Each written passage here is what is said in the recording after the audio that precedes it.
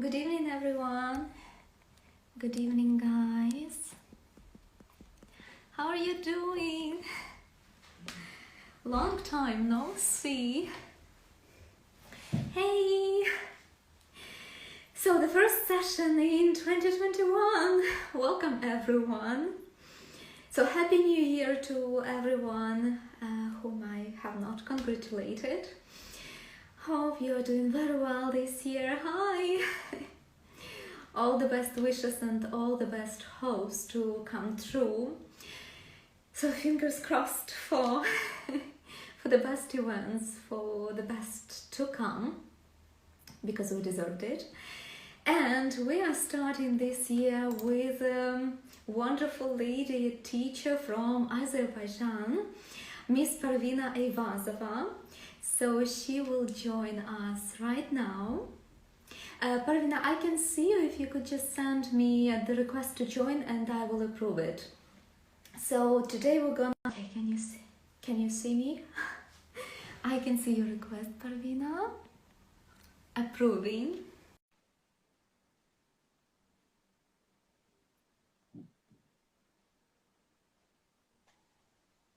Hey! Hello, good evening. Hi, Parvina. Hi, dear. Just a sec, I'll put the volume. How are you? Fine, and you? How do you feel?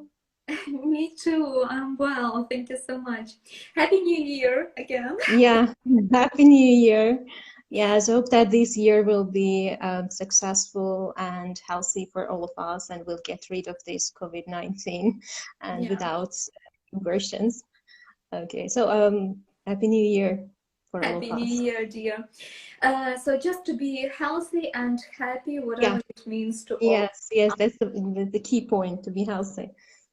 Hi guys, hi everyone who is joining. Hi. So I will just introduce Parvina, you to the audience, to our dear colleagues, and I will say also the topic and what we're going to discuss tonight. So first of all, as I told already on my stories, that we're going to talk about all of the programs which Parvina participated, because she did a few and quite interesting ones. I have not heard about them, and I'm sure that many of us might not have heard about it.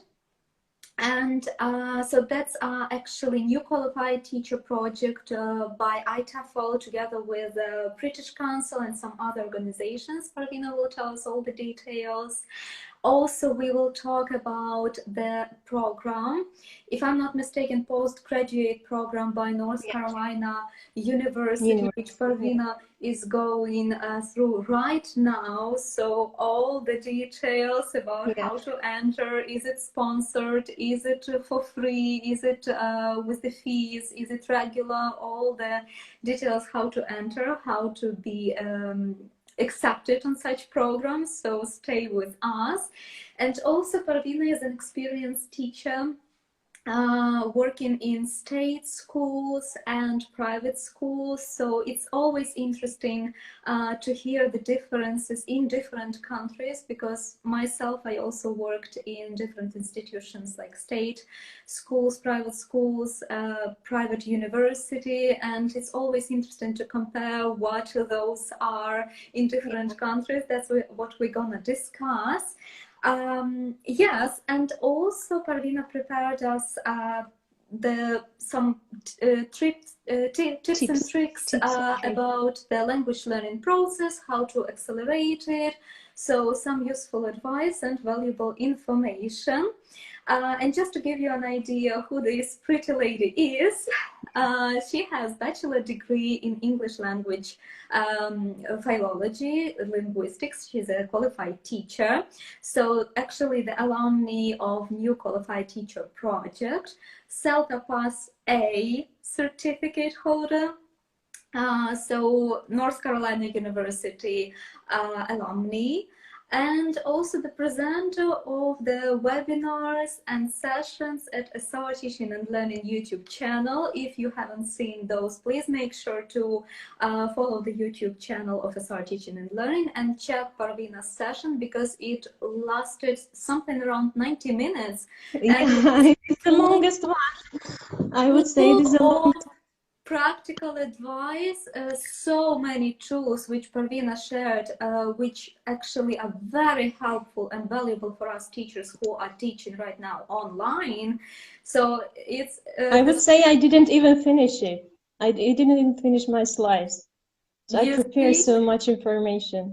because I had to stop. I was watching it in the recording because I was abroad that moment, and when I was watching in the recording, I had to stop it almost every 10 minutes because I had to make my notes. There were so much of information which is just priceless. Guys, I highly encourage you to watch this video. Parvina, if you could just remind us the name of these topics so that guys can find them. Actually, the name, I don't exactly remember the name, but the name is that online applications and games that can be applied while teaching in English language. You know, Yes, I it think was. I can see it right now because you also wrote it before the interview. Yes, Boost learning and effective teaching through online resources and applications. yes, applications. So Yes. this one. So dear colleagues, make sure to watch this this video. And about the experience, Parvina, maybe the word to you. Can you just walk us through briefly your experience where you worked? Yeah, I think I should begin from newly qualified teacher program that you mentioned beforehand. Yeah, it was at the beginning of my career, so it was in 2010, if I'm not mistaken, and it lasted 36 hours. And as I was just, the name coincides with my career, that I was newly qualified teacher. So I was very enthusiastic and motivated to start this course. Um, Before this course, I just attended different workshops and seminars of the organization. That was Azerbaijan English Teachers Organization. I was introduced to this organization by a teacher of one of my colleagues. And when I went there, I saw really qualified, highly qualified teachers, and nearly every Saturday, they had free workshops. And I was just in heaven. I felt really perfect because around these experienced teachers, I did know that I would learn lots of things.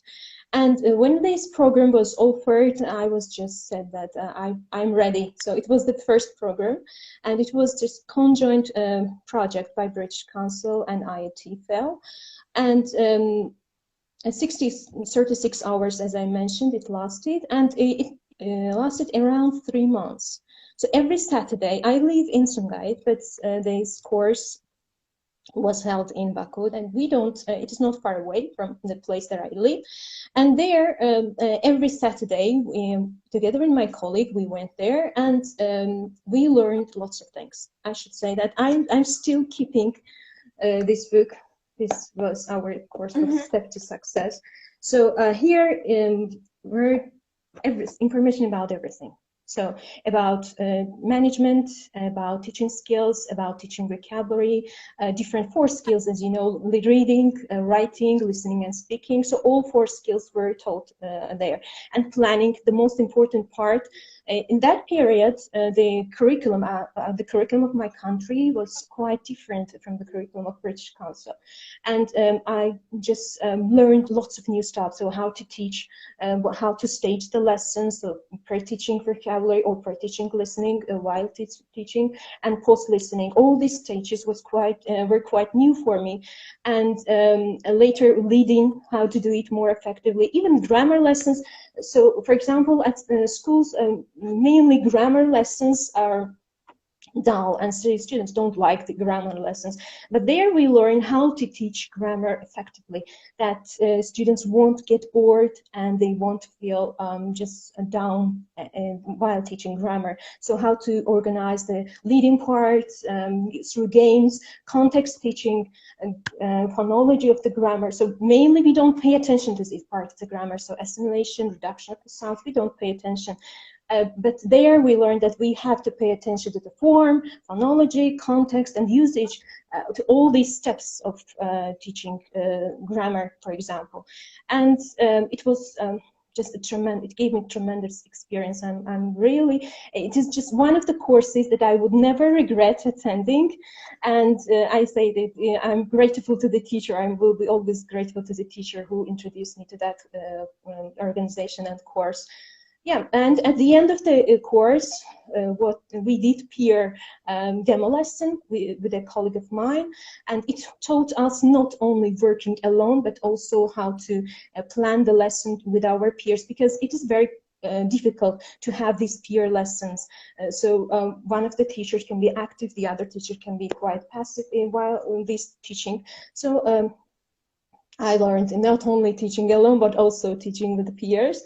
And what I would say that the trainers of this course, they were British Council trainers, and they were highly qualified and experienced.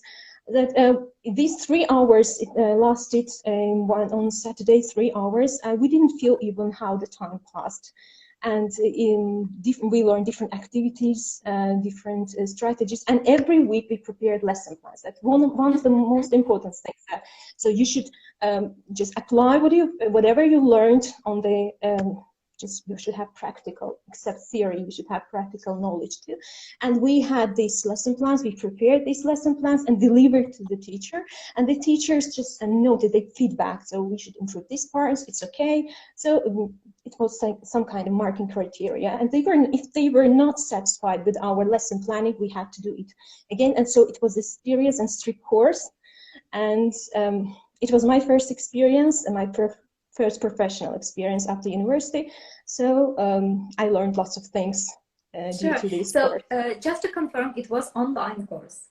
No, it was. No. It went in 2010. It was face-to-face course. Okay, brilliant. At the beginning of my career, so it was face-to-face. We didn't have Corona. It was happy days. Cool. And how many teachers did you have there in the group? How many were? If I'm not mistaken, around 10 teachers. So they were not so many. So around 10 or 12 teachers. I see. And as I understood, that was prior to CELTA course. Yeah, it was quite prior. Yeah, it was prior. And so CELTA, we got CELTA in 2019, but that course was 2010. So I assume that this, let's say, short course, if I may call it so, because not the longest one, did it help you when you were doing your CELTA actually? Yes, of course.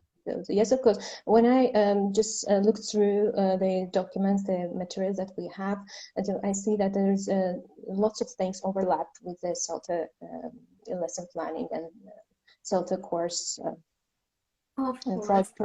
Yes, everything. Nearly most of the things overlap.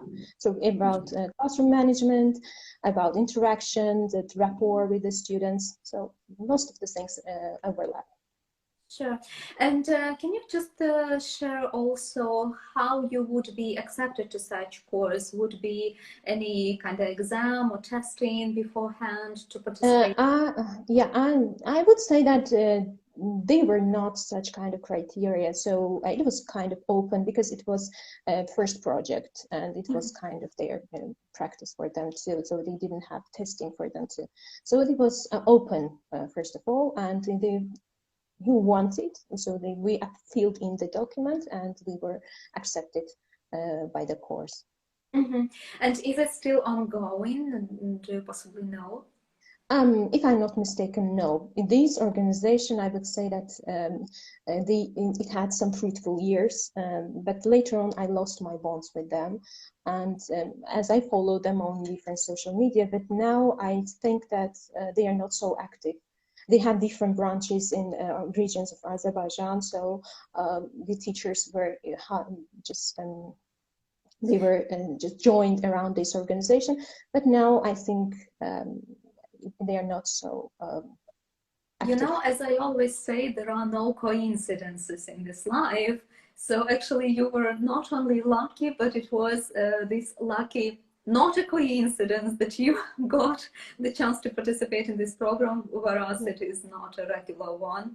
But I assume that we can also keep a track on some new things going on within British Council or their partners. So always good to know something like that. And what happened after with your career? So I worked at state school, as I mentioned before. I started working at a state school. Later on, after working there for 2 years, I just went to work at a private school at Lyceum, and I taught there Azerbaijani stream for such a long time, for around 7 years. And later on, as I mentioned in my interview document, so I started working at an English stream. In 2019, it was the year when I got my CELTA certificate. I started working at an English stream. It was kind of milestone. So I have my kids here, so they are listening to me. Just to clarify that English stream means that all the subjects are all in the English language. Almost all subjects. Yeah, except our native language, that Azerbaijani language, the Russian. We have 2 hours Russian subject, Russian language. Yeah, nearly all the subjects are in English. So I teach there social studies, but I would say that when I say that I teach social studies, it means that history, geography. I teach, for example, science. It's a combination of chemistry, biology, and physics. Most of the people, most of my colleagues who have no idea what is that, even Eva was just shocked. How can it be you can teach all these subjects all together?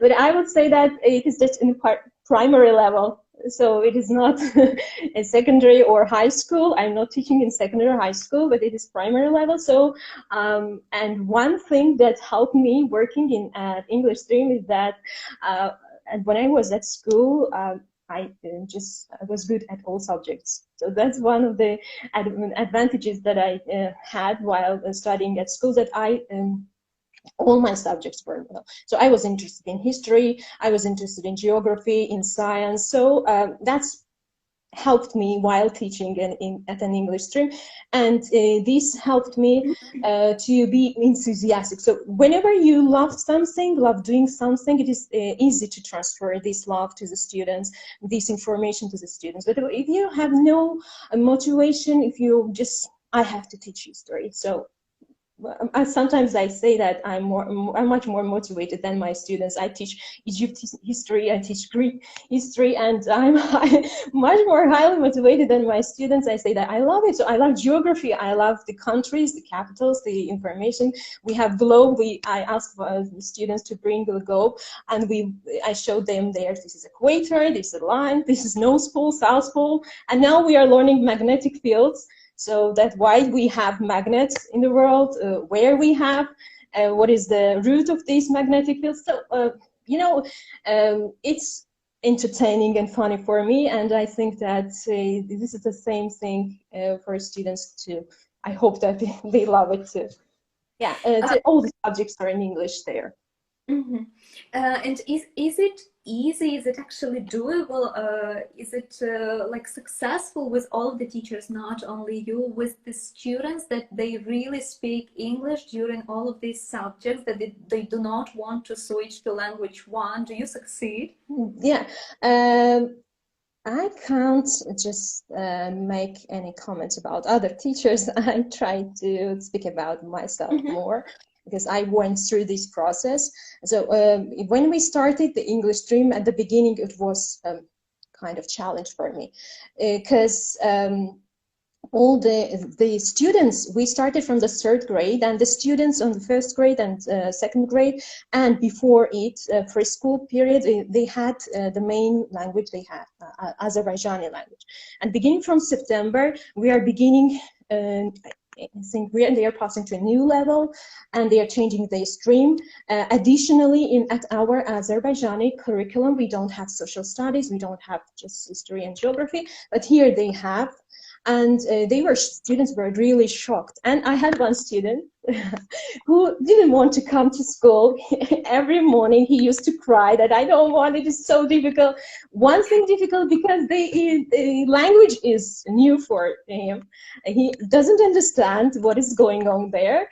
And the second thing that it is just new, lots of new information. This is the second thing that made him afraid of this process.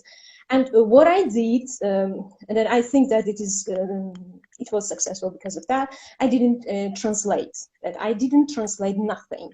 So I just told them that imagine that here there is a teacher from England. I don't know your language. You don't know my language. So we'll try to just get on well somehow. So I didn't translate anything. Even I used lots of applications, sites, body language. That was the most important thing, that body language, that I didn't know how to explain the word. So sometimes, let's take the word challenge. So how can I explain it? I try to to explain them and to show them the simplest form of the words. So how can I explain it? How can I use it?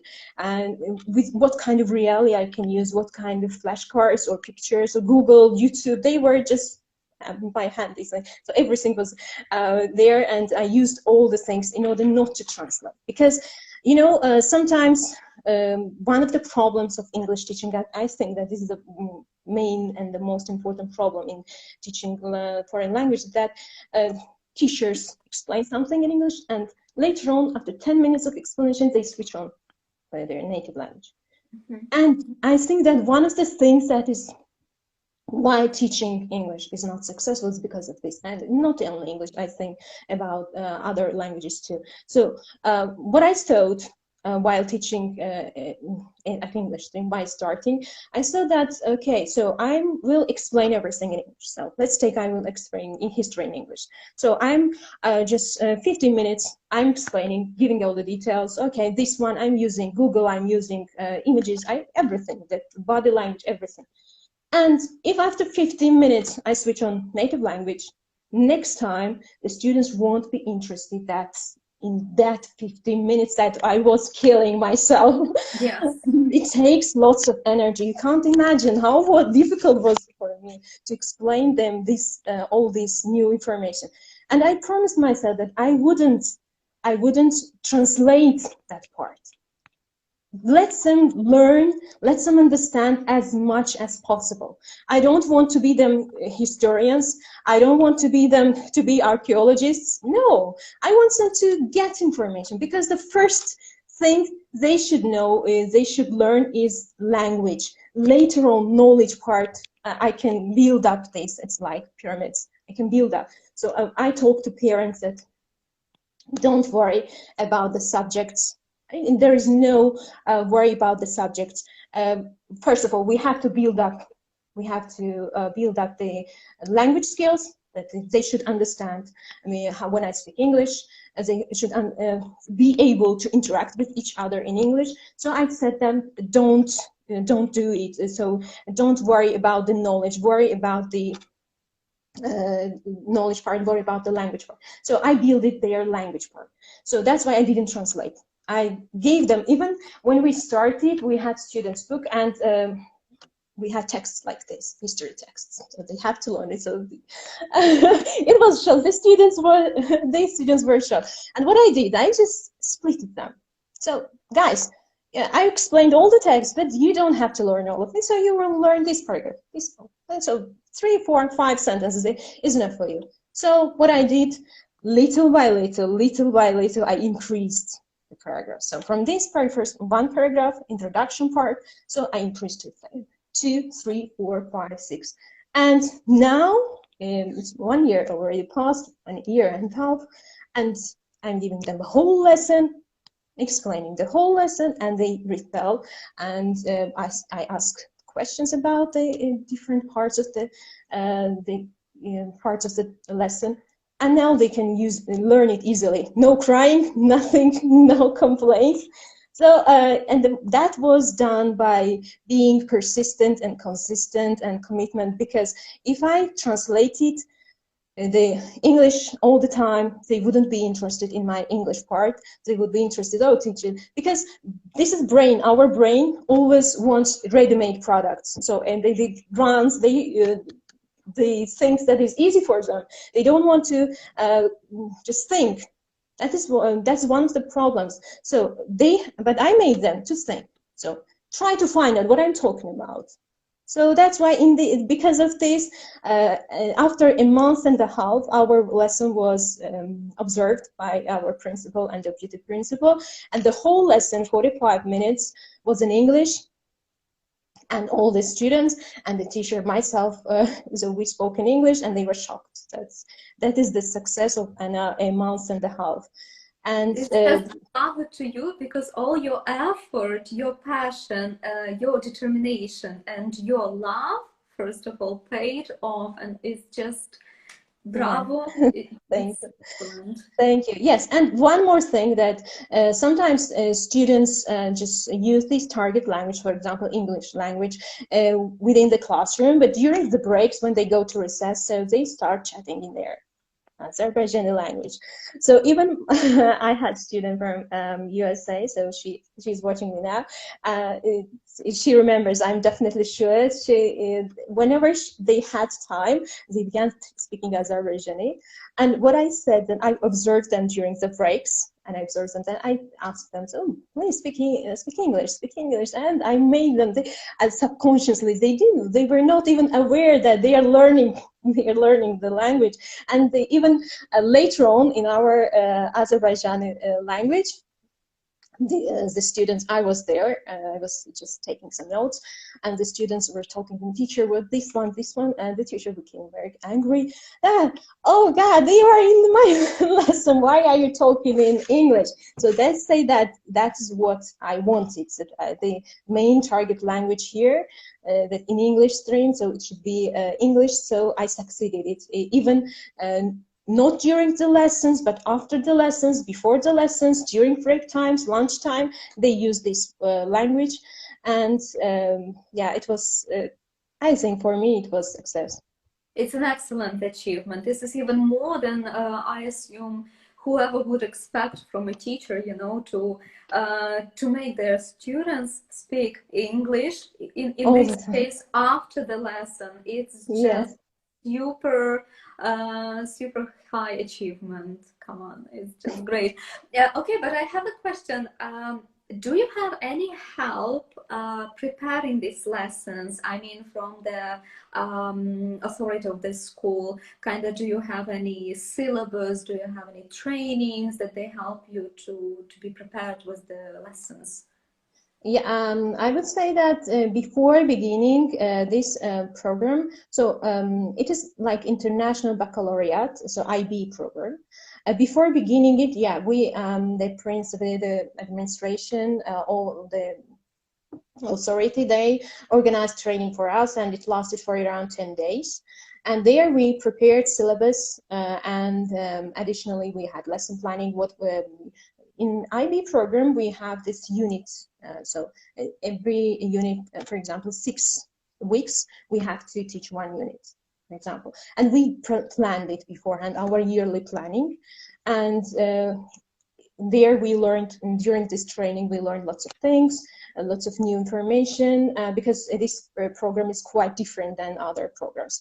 And later on, I myself, I just dived in internet. I surfed all the sites. Where can I find information about this program? How can I make it successful? What kind of resources? What kind of textbooks, assessments, everything. I did it myself too. But beforehand, we had training. We had prepared syllabus. And at school, we have also, together with me, where I have also a teacher assistant, they help us during the lesson, like for preparing the students for the next day, so like doing homework. So I have teacher assistant too, that's working together with me. So actually, during each and every lesson, you have the teacher assistant. Yeah. In our class, yeah, we have teacher assistant. Their job is just assisting teachers, helping, giving hand whenever we face with some problems. Sometimes to talk with the parents, and so just sending information, because sometimes the teachers don't have time for interacting with the parents. So just they are our left hand. I can say that they are helping us in nearly in everything. Of course. And how many students do you have, I mean, pupils in a class? In English stream? No, in the Well, past, yeah, generally. for English lesson and for other subjects, so how many students? So we have like as it is a primary, so we have this. We don't change students. We have the same number of students. So as we are new in our city is little, so and the program is like I would say that it demands lots of money in order to study in this stream. We have 5 students at the Oh, moment. brilliant. Yeah. So, oh my God, it must be a dream. I have my friend, she is in Ukraine and she teaches in a school only for girls. So they split it two schools. It's also a private school. So there is a school lady, they call it. It's the name of the school, only for girls. And I cannot remember the name of the school, but only for boys. So these children, they meet only for dancing classes, for horse riding, something else, some kind of etiquette, you know. And she teaches French in such school, and they have actually French combined with English stream, meaning French stream and English stream. And she has also around 5, 6 girls in a class. Yes. It's so quiet, it's so good. Yeah, I really. But it pays off, of course, tremendously.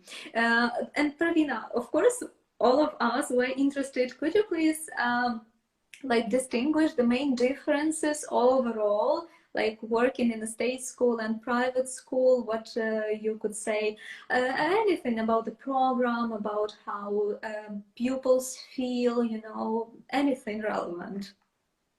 I would say that the main difference is the curriculum, because the curriculum at public schools, it is designed by government. So we as teachers, as I work as both of them, so at state school and private school, I can give some information about that. So the curriculum is designed by government and we have to stick to that plan. So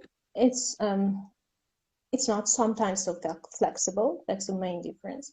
But at private schools, it is designed by teachers or the administration, by authority, and we can change. We are given sometimes freedom, so we can change the curriculum as we want. And it is sometimes flexible.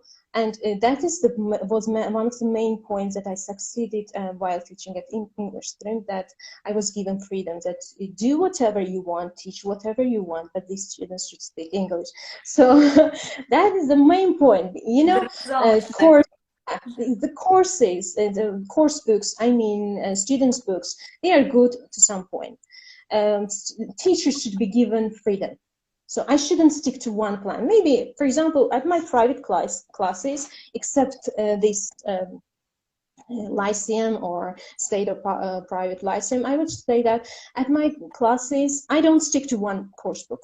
I don't like taking one. So there can be one topic that I can like in one book and I cannot like in another book. So I'm taking the material that I am interested in, I feel passionate to teach. So in this case, I think that in all educational process, and not only in my country, but all over the world, the teachers should be given freedom. So the main task, we are given standards. So at the end of this year, the students should use this language in this level. They should know this number of words, this grammatical structure, or whatever you want. So they have previously beforehand we have these standards. And the teachers can have this chance to decide what to choose, how to teach. And you want this result for me, I will give you this result, but give me freedom. So this is the main point, that the teachers shouldn't just stick to one thing.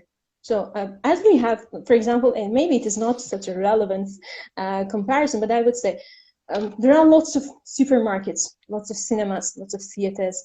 I don't like this supermarket, I go to another one. This can be in this situation too. I don't like this course, but I can choose that one. But I will teach whatever you want. And that's one of the reasons that I succeeded in the English stream because I was given freedom. I told them that's because of this, my webinar there, it lasted an hour and a half, and I had others left behind. So I used different applications, different online resources, YouTube, everything. So I can use, this is why the internet is so full of information. So I can use whatever I want. So I don't have to stick to one course book. I don't have to stick to one book. So in this case, teachers, I think, that should be given freedom. And but at state schools, sometimes they are not given this freedom, and in the end, they have to stick to that book. Even if you like that book, that course book, students book, you have to teach it because they control it. And yeah, they control. So the second difference is that the private schools are sponsored by students' tuition, but state schools are sponsored, funded by the government. And the number of students that we touched beforehand, the private schools, the number of the students are not so much, so many. So as I said, I have 5 students, but at state schools, sometimes it can go up to 30, 40. And I think in this case, we can't wait for successful results sometimes. Sure. So, okay, so actually problems, let's say, or features are similar from country to country, because all what you are saying, I can think of Ukraine as well, because still in some schools, teachers are provided with the books which do not even have in there, let's say, don't have this speaking part at all. It's just to simply read, translate, and somehow make your grammar students... translation method, it is just in every book, I would say, but I don't find it. I think that it is not right. So the teachers should be given the freedom. So in this case, waiting for teachers to be successful with the syllabus, I think sometimes is ridiculous. You have so many wonderful comments here, Parvina, as we are talking. There, I can see only hearts, emojis with the hearts instead of eyes. Excellent teacher, my favorite teacher. I love you, teacher, and so on, so on, so on. I love all of them. You're a wonderful soul. It's just, it's no doubts. And actually, there was a question I didn't ask you about that program, New Qualified Teacher Project. Did it help you to receive your Pass A, or was it that you really succeeded so well and you were so passionate during CELTA that you could not get anything but A? I would say it helped. Though 9 years passed, because I got it in 2010, and 9 years passed through this period, lots of information, I forgot lots of parts of the information, but I think subconsciously it helped. Because the main thing, I think that in order to get these Pass A degrees or Pass B degrees, that's CELTA or TESOL, it doesn't matter. So the main point here is confidence. So when you are enough confident while teaching, this affects your planning. This affects whatever you do. So if I'm confident, sometimes we have this kind of question, interview question, that the interview commission asks the students, the teachers. So if you don't know, let's say, anything about the grammar or some word, what would be your reaction? In this case, there were moments when I didn't know some grammar or some word. I said that I would confess it. I would say that I don't know. We are humans, we are not dictionaries, not computers. I don't know, but the confidence that I built beforehand give me this chance. You know, when the teacher is confident, whenever he or she speaks, in this case, even if the teacher makes mistakes, students don't pay attention to that one. They say that, okay, the teacher can also make the mistake. So the main point in teaching, I find, is confidence. And these courses, that newly qualified teacher course, or the workshops or webinars or conferences, I attended international, local conferences, I would say that they gave me confidence. And when I got that, I had demo lessons at CELTA, 8 demo lessons there. Every other day we had a new lesson, grammar, speaking lessons, vocabulary lessons. I felt quite confident. And the trainees, other trainees, they said that one of the trainees, and during my last lesson there, I had 3 grammar lessons. Grammar lessons, I would say that the most difficult lesson planning and the most difficult challenging lesson at CELTA, I would say this one. I had 3, and from all of them I got above standard. And the teacher said that in the end, that you will get Pass A. You are so confident during the lesson, you're so confident without paying attention that there someone, 6 teachers are observing there. You have additionally the trainers from Cambridge University. You don't pay attention whatever is happening behind the scenes.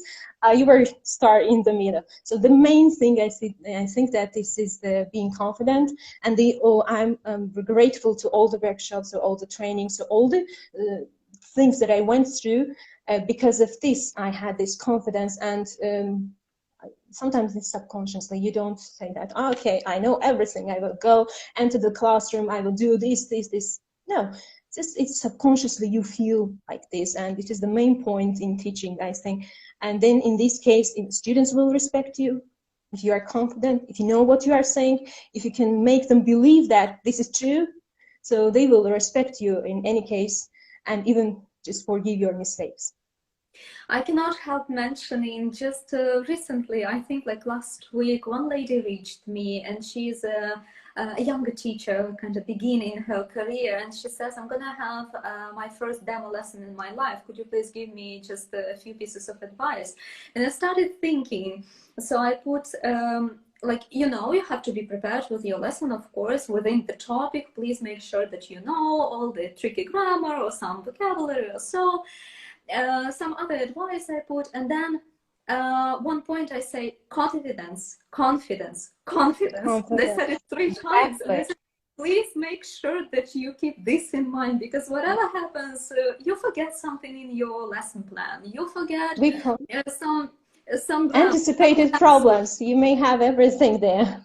Yeah, it doesn't matter, because as long as your back is straight and your chin is up, everything will be forgiven, because what matters is your charisma, what matters is your mood, and the teachers who are going to assess you actually looking for a confident teacher who is not afraid to say that, I don't know this, I need to check, I forgot, or yeah, it is natural. Yeah, let me bring it next time. But the point is the atmosphere which you create, and you can only do it when you are confident. Great words. It's just golden rule.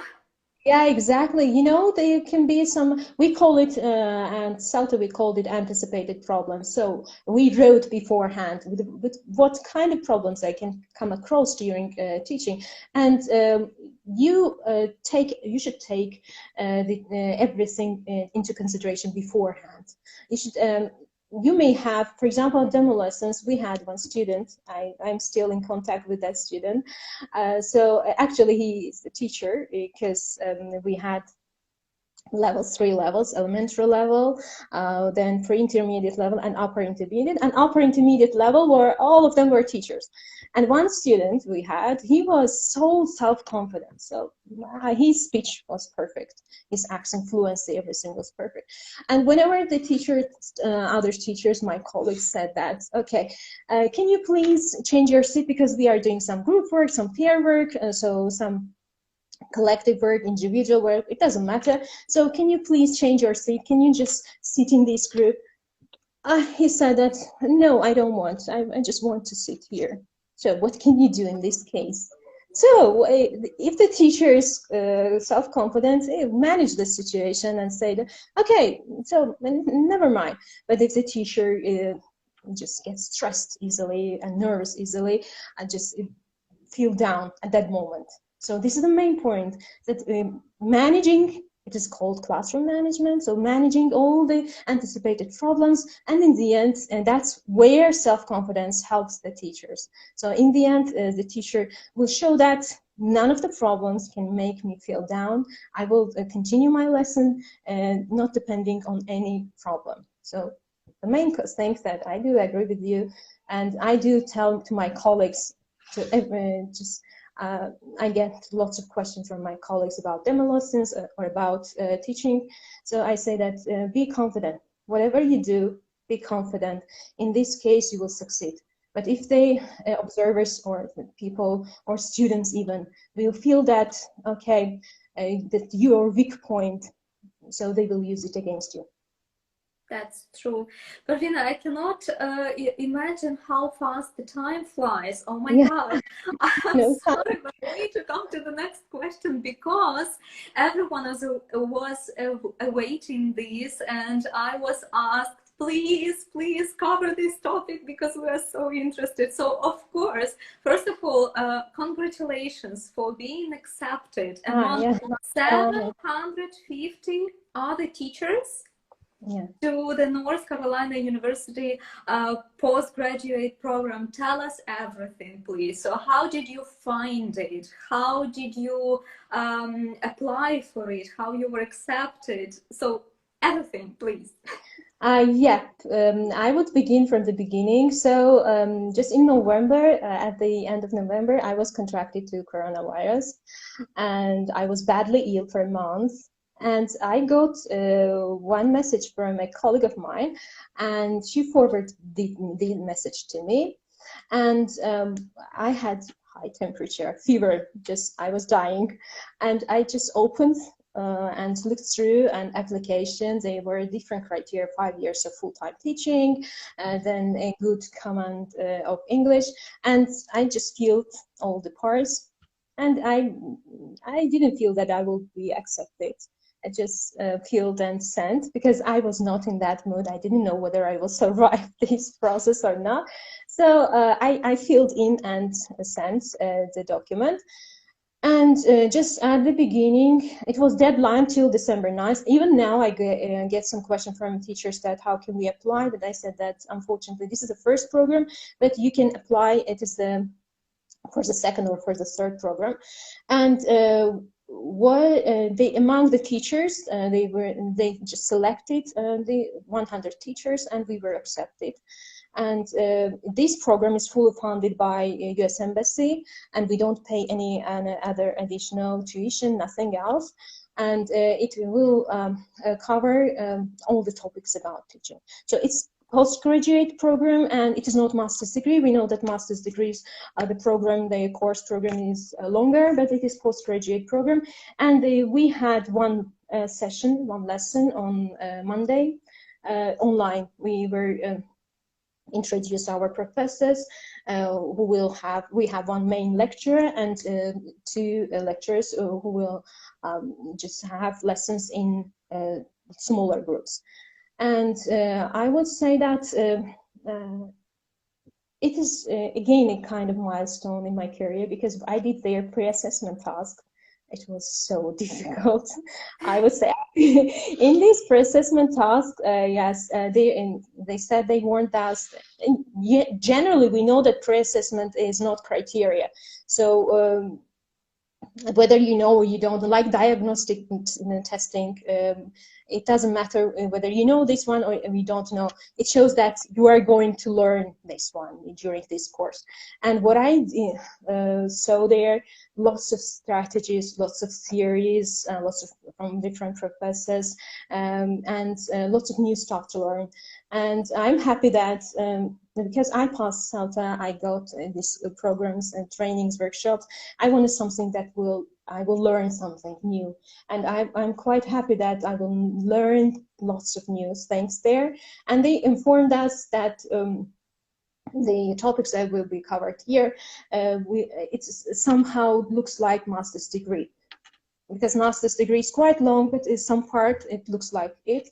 So it is EFL training program, spring program. It covers 140 hours, and we began January 11th, and it will end up in May, at the beginning of May. And after it, if some of the teachers will succeed with the course, they can get a face-to-face coaching program. Oh my God. I hope it will be you. I hope too, because I'm quite excited. I hope that one of the attendees of this coaching program will, I will be. And then the professor from North Carolina University, he or she, we don't know who will be our professor, will come here and we'll have face-to-face intensive program.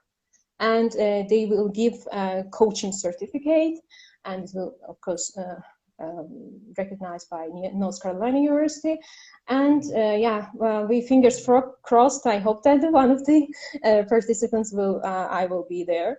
So I think that it will be quite interesting for me. Every week we have to do some assessment, some assignments, and attend classes. It's mandatory. Being online classes, it's mandatory. We have no excuse there. And yes, lots of things How and new long do the things to learn. classes last, and how many teachers do you have in the group? In a main lecture, we have 100 teachers, and on Monday it lasts around 2 hours. And we are divided into 4 groups, 25 teachers, small groups, and we have there another lecture. And it is my lessons are tomorrow on Thursday. And yes, it's like this. It will last, I think, around 2 hours too. Sure. But additionally, we have 6 hours preparation period for our assignments. We have our special accounts on this North Carolina University. We have modules there, what we have to do, and this is mandatory. So the teachers spoke so strict and seriously, as if we wouldn't compromise. You don't think that we will compromise anything. So if you are stick to the plan, you will be accepted. If not, we can anytime just kick you out of the course. Oh my God, oh my God. This motivates so much, but it stresses out so much. I wish you not to stress out and just to be as good as you are and just go through the whole program and finish it with the flying colors. Of course.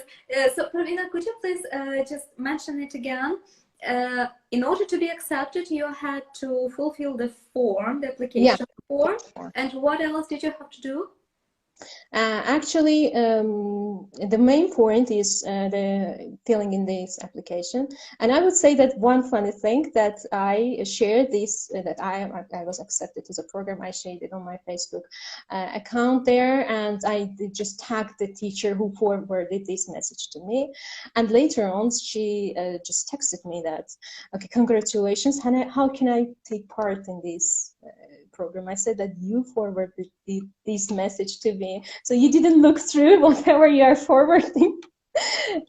Okay, so yeah, only just filling in the application, and there are criteria. I would say that they should be resident of Azerbaijan, they should live there currently, 5 years full-time experience, and yeah, good English level. There's a criteria there. Oh, of course. Okay, so actually all the teachers are from Azerbaijan in this program. Yeah. Yes, because it is specially designed for our teachers. And this is the first program. If it will be successful, they can continue. And I think the other teachers who are asking me questions, they will be able to join the program. Sure, you never know which country will be next. Just we need to keep track of this. Yeah, because U.S. Embassy, I would say that is like British Council. British Council, we don't have embassy of British Council, and Britain in our country we have British Council. That's why these British Council and U.S. Embassy, they're doing great job. Really great job for teachers, especially for EFL teachers, and like providing free webinars, free workshops, and I say that I learned a lot from British Council. Now I've passed to US Embassy. I think I will learn lots of stuff from there too. You know, actually, I'm listening to you now, and I have to admit that I'm guilty as well, the same as your friend, in which way that I'm not very attentive to all of the emails, subscriptions, which I receive. You too, definitely. You too. You they should. sell some promotions and Yeah. events, and sometimes I don't even open, and that's not good because this is how we miss the That's chances. not good. For example, I start teaching and learning. I'm really just on our online part. I said grateful to them that they gave me the chance to present myself as a at webinar. I had this online webinar. I was invited by Mr. Samat Samadov. I'm grateful to him, to Eva. They backed me up. They supported me during this process. And sometimes whenever teachers get emails, for example, from SR Teaching and Learning, I get emails, but it goes to promotion part. I do know that teachers in my country, maybe in the world, they don't pay attention to their emails. They just subscribe and they get some new stuff, new information. They don't pay attention to that part. So in order to succeed in something, the teachers should pay attention, should subscribe to any new to anywhere where they can learn something new. So I just promote the workshops, the seminars that I attend. I ask the teachers to join here because you know, we are not perfect. I'm not perfect. None of us are perfect. We have everything something new to learn. Why not? So why not learn something new? So I tell them, come attend this. It is free. You can come and attend, learn something new. The teachers are doing great jobs. So they are like we are doing here, what we are doing, live session here. So if they are, they will just be spend their some precious time to this, to improving themselves, they will succeed in every field. So I advise all the teachers, just do you want to improve your listening skills? That is one of the things that we, our teachers, sometimes English teachers, as we are stuck to that students' books, we have very just weak listening skills, speaking skills. So by you are here, you are improving your listening skill as well, learning new stuff, learning something new, and plus improving something else for you. So every moment, we should just appreciate, and we should take into consideration everything. So even this email. So in our email, this application, I would say that North Carolina, we got emails, and if I don't check my email, I wouldn't know that I am accepted, because they put some deadline that you should answer our reply to our email due to this time, because we are going to New Year, Christmas holiday. If you don't respond, it means that you are not admitted. So if I don't check my email, so it means that, okay, bye-bye, North Carolina. I would say like that. And later on, we got another email that within 24 hours, you have to change your password. You have to change your password. You will have a special account in North Carolina. Remember, put time on the calendar that it will remind you that you have this deadline. If you change your password there, then you will be accepted. If not, again, bye-bye. So that's why emails play a crucial role. I would say that there are really rarely any site, any course on internet that I am not subscribed there. I'm everywhere. I got emails from everywhere. So I think that the teachers should do it. That they should check their emails frequently, and they should use these promotions, because it is not in some 40, 20, 30 years ago, the teachers didn't have this chance. They should use every chance that they are given.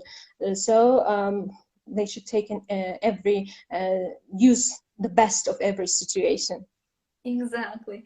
Oh my God, many more comments with the hearts and with all of the emojis, you know. So just... Warm greetings to all the people who are just commenting here. I'm grateful Sure. to all of you. Thank you. Parvina, we are actually running out of time, and I'm afraid that I will not be able to save this live, because I still did not figure out how much time we can spend. So it's been already an hour. What do you think if I just save it and then go again to cover the last question, which we wanted to cover about the accelerate language? There's no problem for me. It's okay for me. All I right, have no idea how, it is my first live, so you can do whatever you want. brilliant. 57 minutes right now. Yeah, let's So do let me just save it and I will go live in, I don't know, 3 minutes and we'll continue. it. Yeah, I'm waiting here. Okay, cool. Hello. So we're gonna, because you see, I'm not a huge expert in this duration. I heard from people if it exceeds kind of 60 minutes, then you cannot save it. So I was just afraid because a lot of people were asking that we need this interview, we need this live session, please save it. So that's what I wanted to do. And just now we're gonna continue with Parvina because she has valuable information, resources, and helpful advice on the actual lessons, the language learning. So I'm gonna accept Parvina once she sends me the request. Parvina, if you are here, if you could just send me a request and I will approve it. Thank you so much for joining again. Oh yeah, it kicks us out. Exactly, this is what I heard. That's why I wanted to avoid it.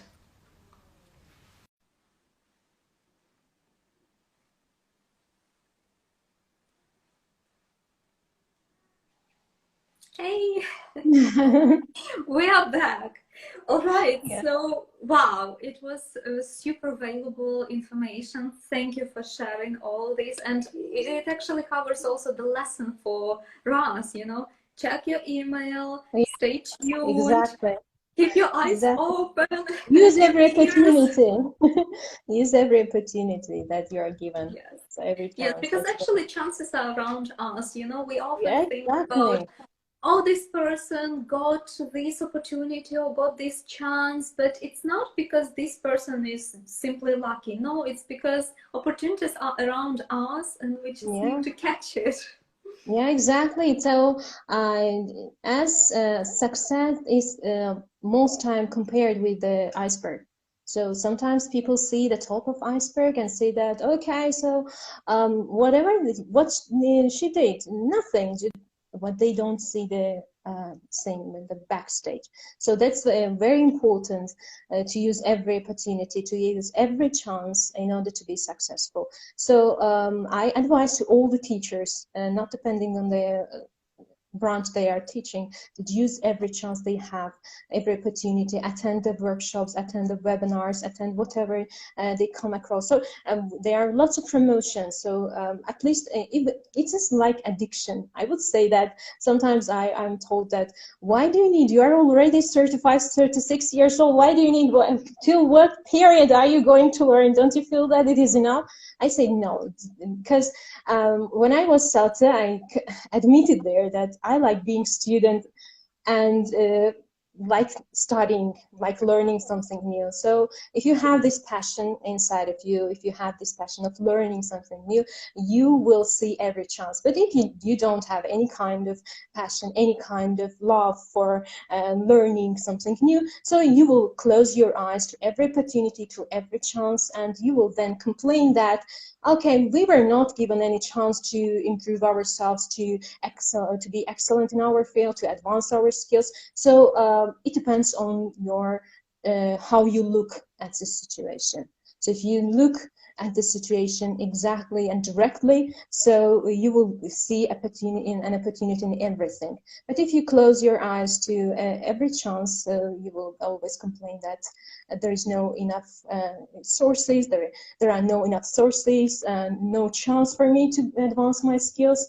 So it depends on you, on the But you know, person. the tricky part is that everyone who is right now with us and who is going to watch our session, who is active here on Insta with our pages, our blogs, and other similar blogs, following the teachers who are exchanging the experience and all the knowledge, these are the people who are actually following your advice already. Yeah, So yeah. just, dear colleagues, if you know anyone who would be a little bit not as confident as you think they should, just share the information with them, share this interview, share others' interviews and others people's profiles, and just remind them that possibilities around us.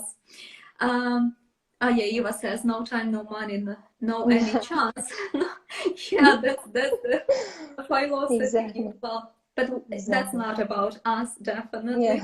So, Parvina, Yeah. you mentioned that you can share with us the ways to accelerate your language learning process. I'm Yeah. all ears. Yeah, I would say that I would cover the how to accelerate the language learning process from teacher's point and from the student's point. So we will cover both. So what can teachers do in order to accelerate, in order to just boost learning English, and what can students do?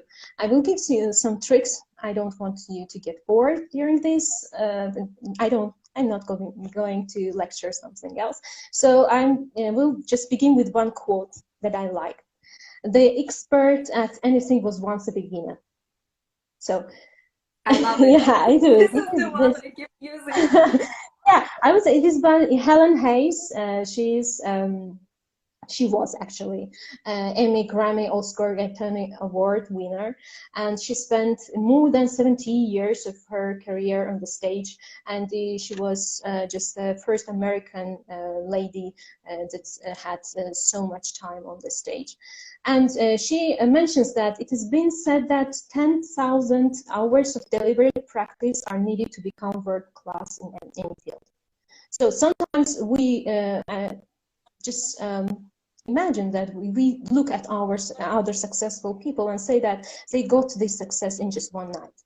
But it is not like this. They don't see, as we mentioned beforehand, the back of the bottom part of the iceberg. So that's why in any field, if you want to be successful, you should have this practice, not depending whatever you do. And she mentioned here 10,000 hours of practice. And what can teachers do in order to accelerate the process in language learning process? So the teachers should first of all pay attention to the motivation of the students. So the students are divided motivation, sorry. So motivation is divided into intrinsic and extrinsic motivation. I want to give some brief information about it. Intrinsic motivation, the motivation that all the teachers need, because it comes within the person itself, within the student itself. So if you have intrinsic motivation, it means that you would learn language or anything else, and you would understand why you are doing this. You will see your future. So why do I learn English? You will ask this question and you say that in order to get a good job in the future, in order to be successful, in order to just go up in my career, I need this language. So they have this intrinsic motivation, and this intrinsic motivation helps them to learn language, not only within the classroom walls, also outside it. If the student has this motivation, it means that even the student leaves the classroom, the person that student will continue learning. I have students, she is also here, I saw her comments. And I started teaching her at the beginning of September at my new workplace. And I don't know, this is because of me. I'm talking like this all the time, using body language or something. I would say that her peer and even her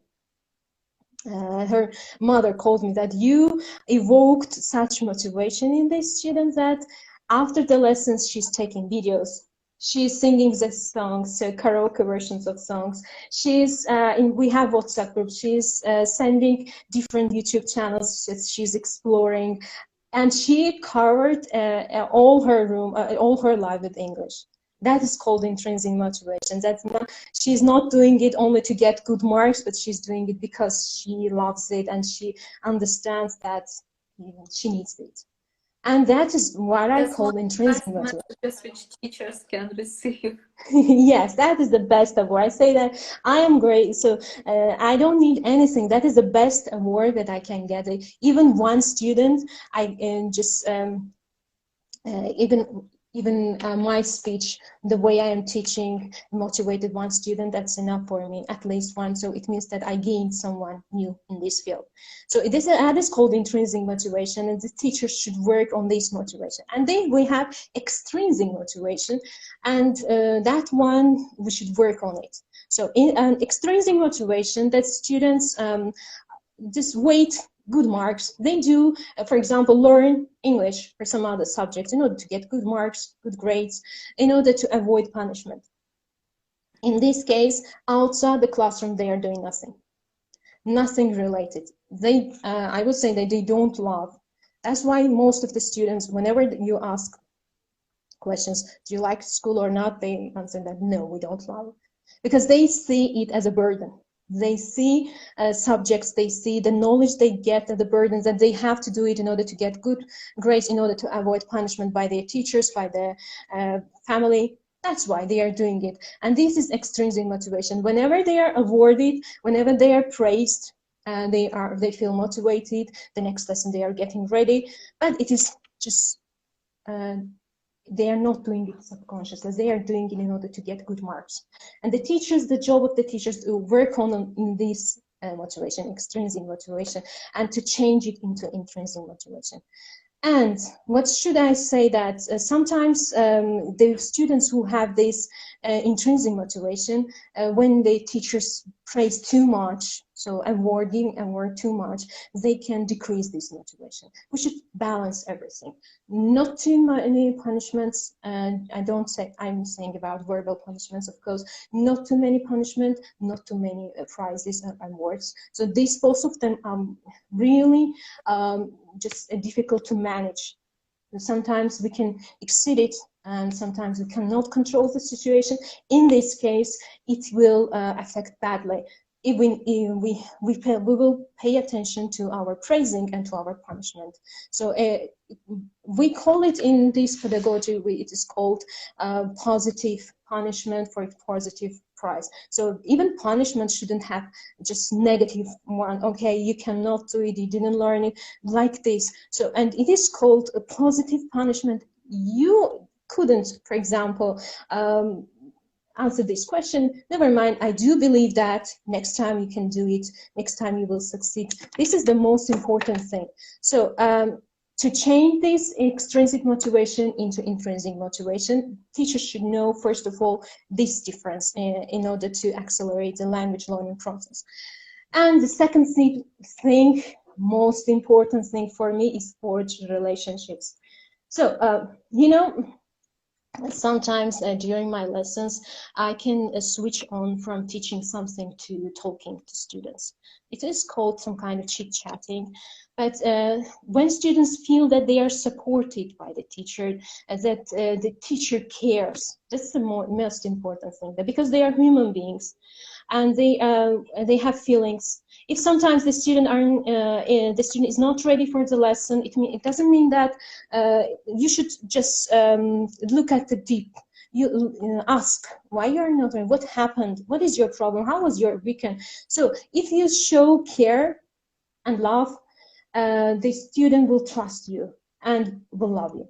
Nowadays, most of the cases, I got calls from the parents, and they say that my kids will learn your subject if that person or he or she will love you. So it's the situation nowadays is like this. So I know because of this, we should I don't say fake love. I don't say that every time. So I love you. No, the student will feel that you care. Supporting your students is comes before motivation. So understanding, just empathy. The first thing is empathy. You should sometimes whenever I explain something, I had one colleague. He is from England, native speaker. Once he called and said that, okay, I have problem with the Azerbaijani students with doodles. They cannot remember, so he got nervous, he got crazy. I said that don't pay attention to that stuff.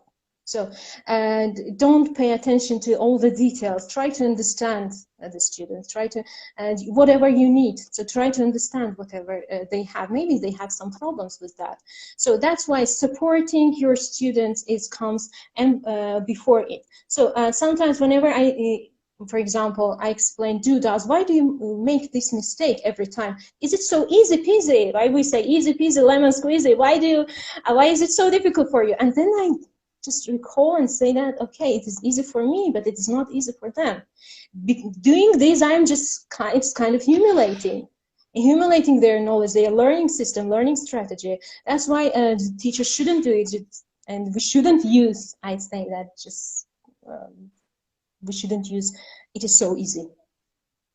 So whenever we say it is so easy, don't never say it. It's so easy. Yeah, exactly, because it is new language, especially our language differs from English language grammatically, lexically, phonology. Everything is different. Everything. So there is nothing that we can stick and say, okay, so this side coincides, it overlaps with our native language. Everything is different. We cannot blame the students for not learning this. So and say that, okay, is it so easy? Why don't you get it?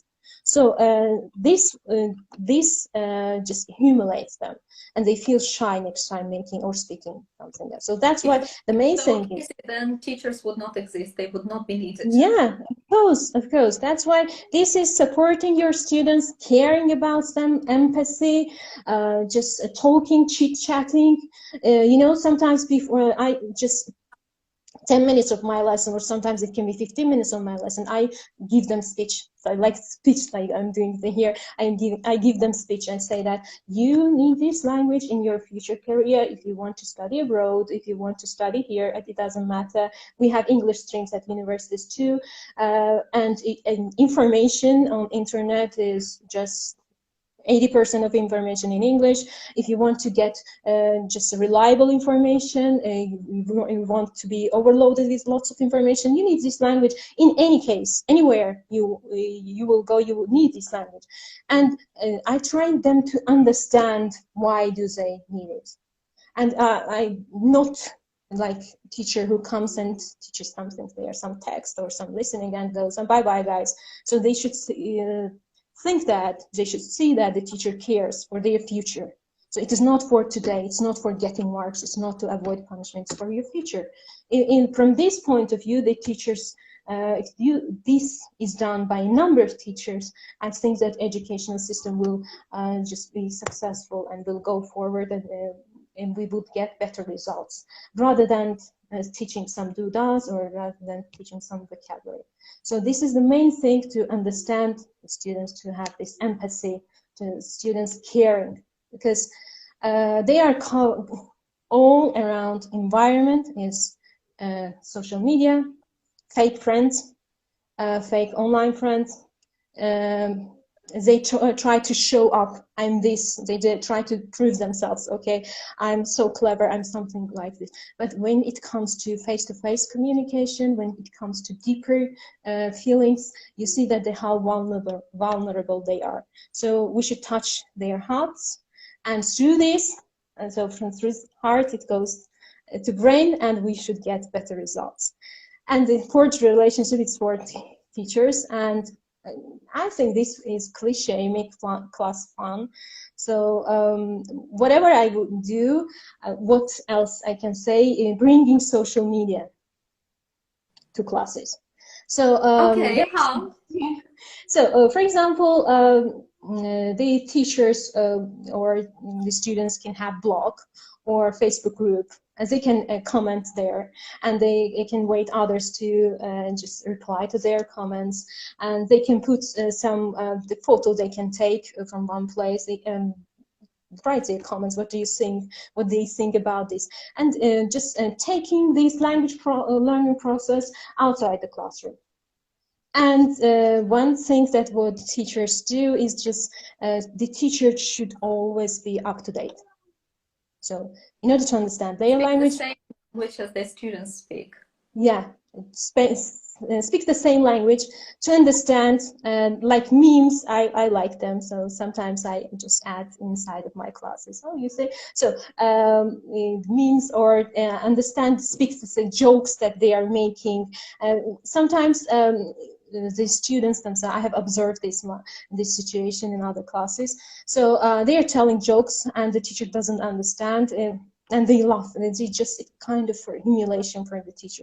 But if the teacher is up to date and know what's going on in the world, so we shouldn't stick on that course book. Nothing is there. I would say that the world is outside, the language is outside. So we are up to date, and we have enough knowledge about what's going on in social media, even on TikTok, that I don't like. So I, so you don't have to like it. You need to be aware of it, and you need to kind of track the mainstream, what it is about, and not only TikTok, but whatever, because it gains you the respect from your students. You're absolutely right. If you're not up to date and you are not open-minded, so your students think like, okay, so what can you teach me then? I don't need Dudas. I can learn from Google. I need the attitude to life. I need the horizons. I need to see that you are here on the same level. So you know, I had one student.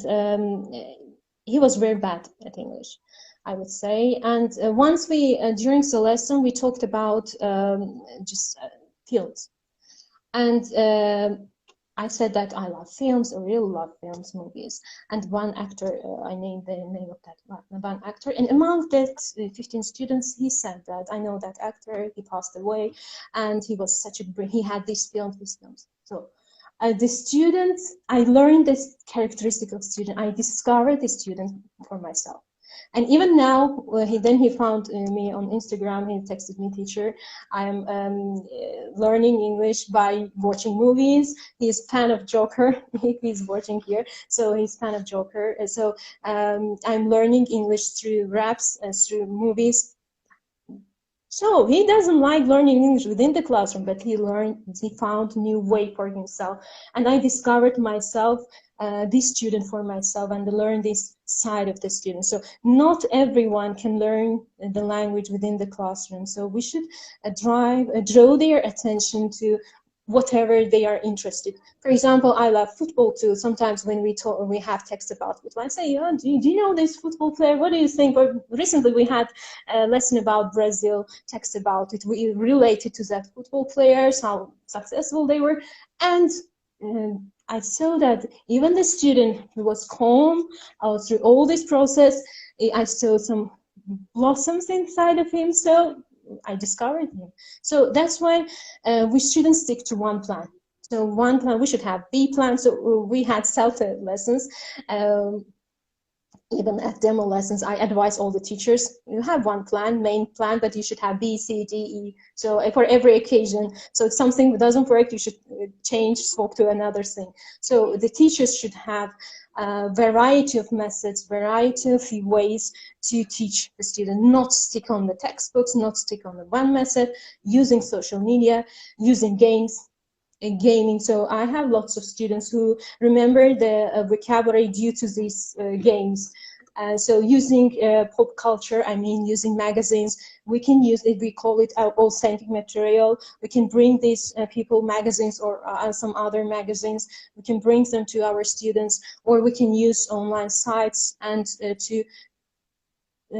we were told at CELTA that, for example, authentic material, sometimes it frightens teachers. So I would bring this article, but this article would be so different. There are a number of unknown, unfamiliar words, but we can take every text and we can just make exercises, make tasks according to the level. So it doesn't mean that I will take only the text that's on the book. I can use everything because everywhere is full of information. So making class fun is another thing that motivates students. And giving feedback is very important.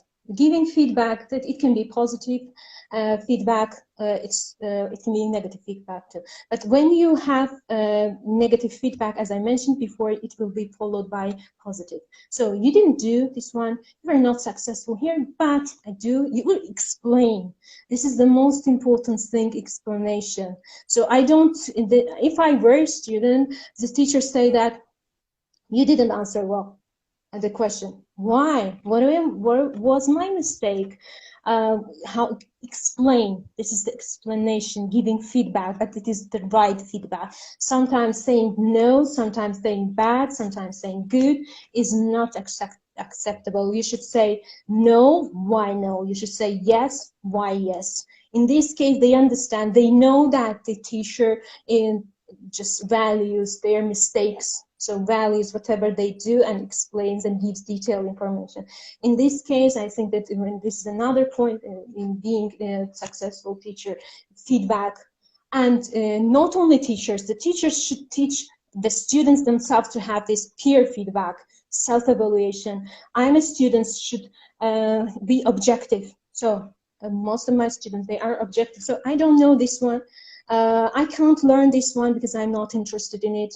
What can I do in order to change it? So peer feedback, not just me saying good or bad. So why good, why bad? Not to insult other students' feelings, and not to just go to fighting peer this path. No, just give relevant feedback. It is very important. That is what is lacking in our society, generally in the world. I come across, I use social media very actively. I see that if someone puts the picture, say, right, it's not bad, it's not good, I didn't like it. Why? Why you didn't like it? It is easier to say that it is bad, but to explain why it is bad, can you do it better? So there was one example that I've read it. A student puts his drawing and the whole, and the other students come and say, write their comments, and they write, it is bad, I didn't like this part, I didn't like this perspective. I'm teaching art, by the way, so I didn't like perspective, I didn't like shading, I didn't like this one. So next time another artist says, this student is demotivated and say that, and I will never draw again because I got so many negative feedbacks. And that person, another artist, say that, put their just empty canvas and put their brushes and paints and ask them to draw better than this painting. And what ended? No one did anything.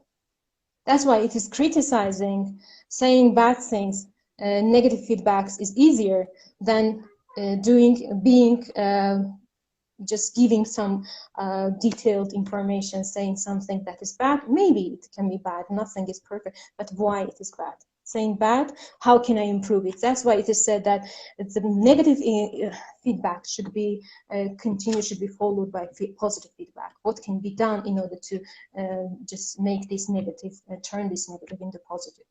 So this is one. Absolutely right. Yes, because first of all, overall, all people, no matter their age, we are all vulnerable to critics. We're afraid to be criticized. We're afraid to hear, oh, it's not good, it's bad, or so.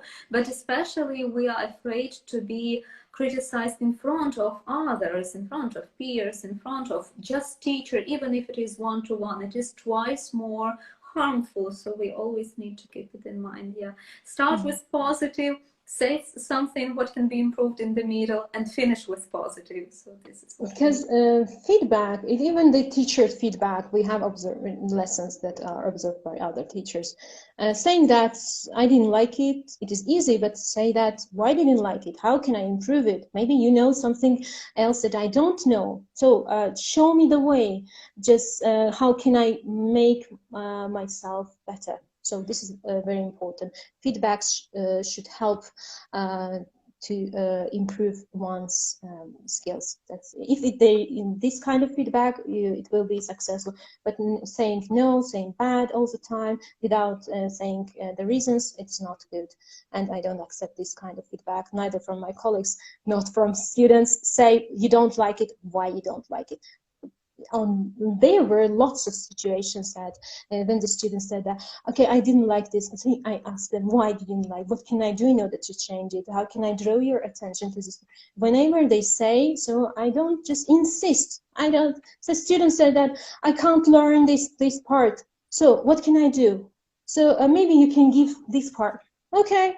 So I don't want you to learn these parts of text, recite the poem. I want you to love whatever you are doing. So are you okay with this part? So go on and learn this part. That's why we should listen to the feedback, and we should be open to the feedback. So in my class, in my English stream, and my students know, they comment on my hair, especially they love my hair. So they draw pictures of my myself. I have this, I can open an exhibition from these paintings, and they like my mole here. You should see, my mole is like this mole. They turn it like this. So the teacher, this is you. Oh my God, is that me? So if they did it to other ones, the teacher who doesn't accept any negative comments say that no, it's not me, so you should pay attention to this. Okay, do you see me like this? I'm fine with that. I hang them everywhere. I hang them. You should So post the some on teacher, Instagram. You should show it to us. Now we're curious. yeah, I've shown some of them, but they were in my previous posts. And the teachers themselves should be open to critics by the students, to comments, negative, positive, it doesn't matter. You should be, because they can teach us something. So I can teach her, I can learn English through this way. Okay, great. So let's do it this one. I'm bored when you are teaching like this. Okay, so what can I do in order to, this is intrinsic motivation. What can I do in order to make you love this language? So I'm open, be open to everything, to every change, to every feedback, positive, negative feedback, but know that you are doing something forward. You are not going backward. You are doing, come to a certain conclusion. Why is this like this? So, and giving from this is teacher's part. I'm passing to the students part. What can they do? And I don't know how many minutes we are left. I'm talking too much. My Well, people, fine. please We do. can continue. As that's People one are of the. still here, so they're interested. Your advice is helpful and valued. So just keep going.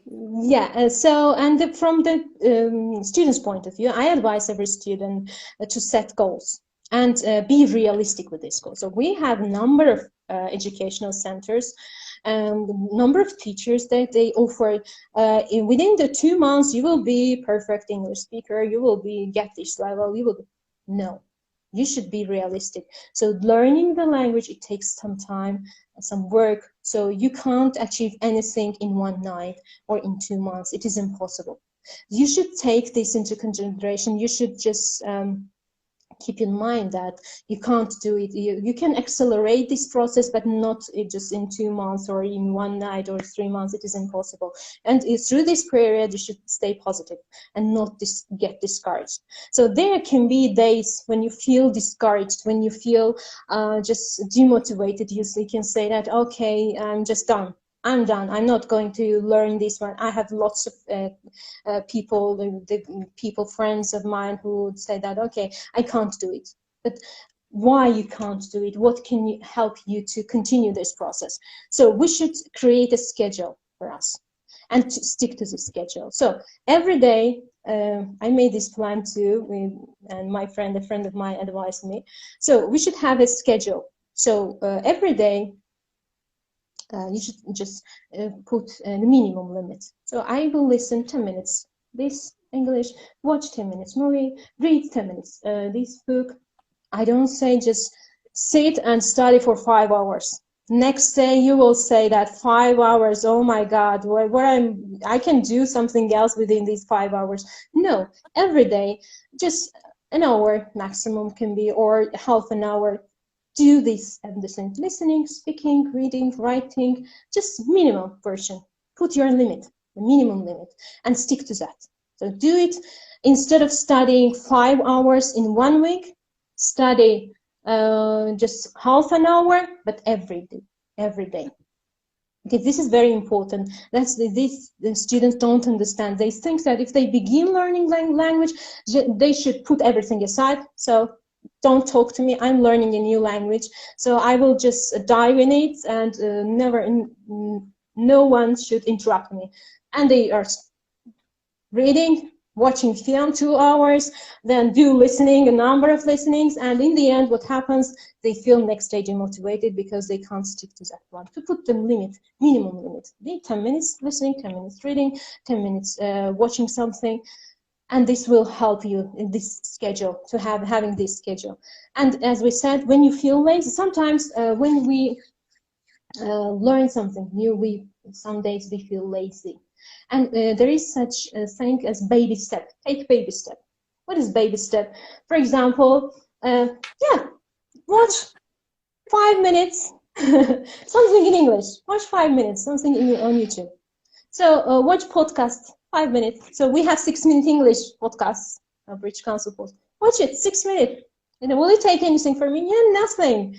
So when you are just scrolling in social media, you open it, you are spending there for 1 hour, but 6 minutes. So it is nothing. It is nothing. So to take baby steps. When you feel demotivated, take baby steps. It is the thing that will keep you motivated, will keep you go on learning the language, because you should bear in your mind that every day you should do this one. So take baby steps. Don't learn 5 words a day, 5 vocabulary a day. You don't have to learn in a day. Just average learning new words, new vocabulary is 12 words. Just learn 5 of them. Yeah. Learn. So just put your meaning. Slower, and you will get farther. Yeah, so you will again, for the next time you are learning, you will achieve this one. You will get a new 5 vocabulary, 5 words in your vocabulary. That is taking baby steps. The hardest thing, and the hardest part, I say to all the people, to all the students that's starting. When you start it, when you will start in learning the language, you should say that everything comes after it. One day you are watching podcasts, another day you are watching movies, another day you are watching show programs. So everything begins from start, and take baby steps if you feel worried, or if you feel that you get bored. And making mistakes. I would say that this is the most important thing, making mistakes. So sometimes, as I said, I didn't mention this before. When we started in English stream, I paid attention to the students' fluency. So I wanted them speak English. I didn't pay attention. They say he learn or he learns. Do or does. Question form. Do you go or you go to the library? So I didn't pay attention to none of them, because I wanted them to be fluent, to express their ideas in English. And later on, after some time, I paid attention to their accuracy. So this is very important. Start language by making the mistakes, because we want you to be fluent. Just fluency, flow of the not interruption. You should speak without interruption. Later on, we can pay attention to the accuracy if you are just passing or taking any exams in the future. So that's why making mistakes is a crucial thing, and one of the things that just stops students being successful in learning language. They are afraid of mistakes. They think that they feel shy. Why do they feel shy? So we say that while speaking, they feel shy. Why? Because they are afraid of making mistakes. They are afraid of being laughed by someone, being humiliated. That's why making mistakes is okay, because we are learning from our mistakes. I say, for example, I give them always my example. I can read lots of things, and I cannot remember all these things. But whenever I do mistake, I remember that mistake for till the end of my life. I never forget that I did mistake there, and I never forget that mistake. So that is the power of mistake. So that is the power of mistakes that we teachers or students or people generally don't pay attention, that mistakes have great power. So we shouldn't pay attention to whatever mistake we made. Later on, in the later period, yes, we should pay attention to it because of the accuracy. Because if you speak to Englishman, if you say that, okay, he go to the library, he understands you. The main information, you are Yes. just transferring the information. Yes, they understand that there's no problem with your communication. That is the case. That's the case that whenever my students say, "He go to the library," I didn't interrupt them. I didn't say, "Stop you," because if every time I interrupt them, they will be too motivated that again the teacher will interrupt me. So I have to just pay attention to whatever I say. I don't want to speak anymore because I don't want to be corrected again and again and again. So people shouldn't be afraid of making mistakes, and teachers shouldn't stop every student and at every mistake. That is the thing that we learned at CELTA too. That is, we had a late error correction, it is called. So we observed as teachers, they have some conversation in groups or peer talk. So the teachers take notes. And I'm listening to their conversation. Okay, so I'm teaching, for example, new grammar, future probability, or something present conditional. I'm listening. So that person didn't use the grammar properly here. Some mistakes. So I'm listening, taking notes, just going around the classroom. And later on, after their conversation stops, I just write the errors on the board without naming that student, without saying that you did that mistake, you remember that. But the person who did that mistake will know that person, I did that mistake. I'm not naming anyone. I show that, guys, you know where is the mistake? I'm not saying the mistake. The other students say that, okay, here, teacher, we had this mistake. They are just discovering themselves the mistake there. And after it, I show them the sentence that, for example, present or future conditional, the sentence that can be used in their daily life, that can be an example. Not only showing negative mistakes, but also example sentences. You know, from one of you, I heard this sentence. I think that it is a perfect sentence that you can use in your daily conversation. So you can freely use it, and it will show that your level is advanced. And I can write it there, and it will be, and that student will say, "Oh my God, that is my sentence," and teacher says that the sentence is perfect. So this is the key point, that making mistakes is okay, but correcting the mistakes, it's another level. So we as teachers shouldn't interrupt every time, should pay attention which mistakes are really crucial, which mistakes we can just put aside, and maybe some next lesson we can work on it without humiliating or without interrupting the student. So that's the making mistake. Excellent. Oh my God, it's priceless, exactly, because those colleagues of ours who have not attended the CELTA course yet, for example, or any other conferences, this advice is just priceless, exactly, guys. And I love what you said, Parvina, that when you put the delayed error correction, when you put everything Blackboard, you see, board. So that was the mistake. Online board. Yeah, so you kind of discuss it, but also it's super great. The students will be grateful if you put something what was good when you say exactly. that this sentence I really loved. Can you imagine how proud they feel about it? And it motivates them, because they will not, first of all, feel any fear of saying something, because their sentence might come up at the end of the class to the board, but also they will feel courage that maybe I say something so good that she will it will grow. Yeah, you know, the students, not depending on their age level or something else, when they are praised, when they draw teachers' attention, they feel so proud of themselves.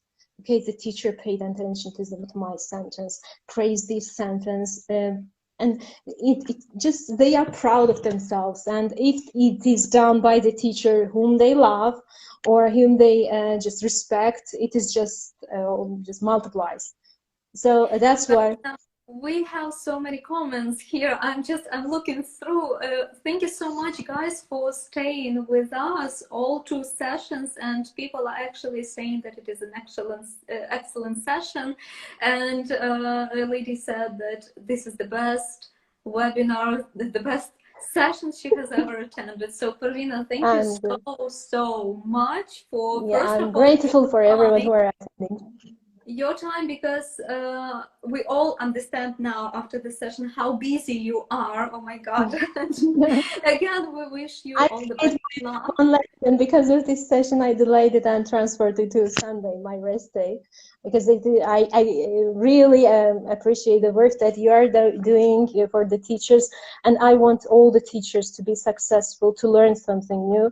And I just searched, what can I bring here, what new information can I bring to the teachers, and they can just at the end of this session they wouldn't regret it, why I spent my an hour. But here we are having 2 hours. That's why I'm quite wide research, and just whatever I say to my old colleagues, and they call me, so you are colleagues say you are our motivational angel. I say that whatever you do, do it with confidence, believe in yourself, but put some work. So sometimes confidence without this background is nothing. So you may be confident, but if you're not supporting your confidence with your knowledge, with your experience, with all the things that you are, the workshops, the trainings that you are attending, and it is like bubble. It will just blow up one day. That's why always keep on learning. You know, they say this self-confidence and confidence overall, it can be positive and negative. Yeah. You know, if you're just simply self-confident without any knowledge, so this is a foolish self-confidence, of course, Yeah, right? We're not talking about this kind of confidence. We're talking about the confidence which is supported by knowledge, experience, and development, of course. So this is the confidence which we key want to factor. achieve. We don't say that enter the classroom and say, so I'm the king here. You're just not that kind of thing. So you should support, you should show. For example, when I'm talking to my students, I'm saying that about my achievements, the training workshops that I attended, and they say that they think that, okay, teacher speaking, so she has achieved this thing, so it is better if you listen. But on the other case, they wouldn't listen to the teacher as well. Parvina, thank you so much for this session. So I'm gonna post all of 2 parts, meaning both parts on my grid. So guys, everyone who was with us and who is with us now, please share this interview, please share this session with everyone who you think it will be useful and helpful.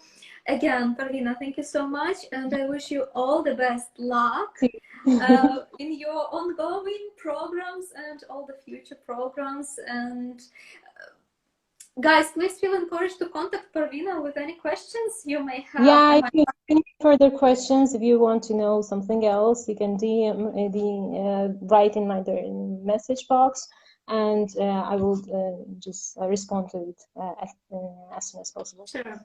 We actually have a question right now. Which websites or courses you can recommend for teachers to improve language? Let's say, Parvina, if you could maybe leave it as a comment under this session, so that it's always good to see and come back to it. Yeah. So the websites that they want to learn about trainings, I can't see here questions at the moment. That's why I'm asking. Websites or courses for teachers to improve language. So if you could just think of some, and I will make a post. Yeah, one of the, video, you so include things that I use in my daily teaching, Live's British Council. So they have listenings and readings and speaking topics, writings according to the levels. So and one thing they should do whenever they do some search, they should write in the, for example, Google search, they should write their levels. So level for so text for elementary level, so listening for elementary level. They shouldn't rush. So if you are elementary level, you just search for the things that you're on your level. After you are done with all these things, I advise them to go up, because whatever I wanted to mention this fact, I am listen to the language. We say that the key factor is listening to the language a lot, surrounding yourself. Whenever I iron, when I was on maternity leave, that I was stayed at home for 2.5 years. Whatever I did, I watched videos that interested me. That's a key factor into being interesting. I watched the videos, makeup videos that I said that I like putting on makeup videos. I watched design videos in English. So I didn't see it as language learning. I saw it as my hobby, and that's the things that I like. So as I watched him, I didn't subconsciously, my English improved, my speaking, listening improved. So listening, the key point, but take one track, one listening, listen to it a lot of times. Don't do 30 listenings in one day. Do one listening in 1 week. Till the and till the period that you do understand, take the unfamiliar words from there, and in the end, whatever I do, whatever I advise to my students, listen to it a lot. In the end, when you feel that you are confident, you retell it to yourself, speak it, and in the end, at the end point, it is write it. So this is learning, not listening 30 tracks in one day. You take one track and listen to it 1 week. In this case, you will succeed. Because I love Indian movies. I used to be a fan of Indian movies, I would say that.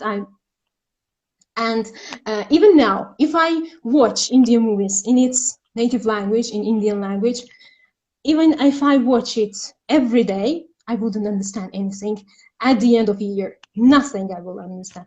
If I don't do research, if I don't take new unfamiliar words, if I'm not interested in the grammar structure, why is it like this? If I'm not interested, if I don't do any deep research, I wouldn't learn that language even I listen it hundreds or 1,000 times. So the because key it is point, just noise for your ear, right? If you nothing. So students say, teacher, I don't understand this song. So are you doing something? Are you working on this song? Are you work on this listening? Listening is not just the sound. It's not just goes around. So you should, if your purpose is learning from listening, so you should first of all take unfamiliar words, the things that maybe grammatical structure that is unfamiliar with, take it, listen to it a lot till the point that you understand everything there. In the end, retell it to yourself, and in order to improve your writing, to keep the end conclusion, write it.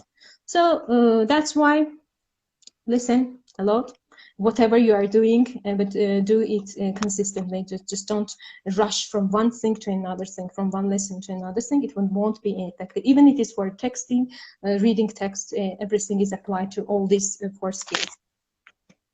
Brilliant. So you've got, thank you.